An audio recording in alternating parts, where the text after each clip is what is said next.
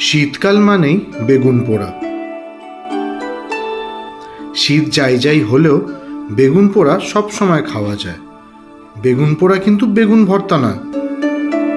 ছোটবেলায় মা দিনের বেলা উনুনে আর রাত্রিরে বানালে গ্যাসের ওপর বেগুন পোড়াতেন।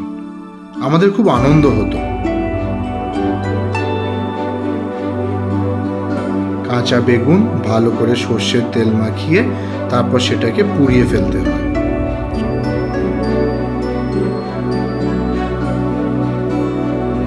বেগুন পুড়িয়ে তার কালো পুড়ে যাওয়া খোলস ফেলে দিলে তারপর কুচি কুচি করে কাটা পেঁয়াজ, কাঁচা লঙ্কা দিয়ে আরও বেশি করে সর্ষের তেল দিয়ে মেখে ফেলতে হবে। ব্যাস, বেগুন পোড়া রেডি। এর সঙ্গে গরম গরম হাতে গড়া রুটি। শীতের রাত্রিটা আরও মনোরম হয়ে যাবে।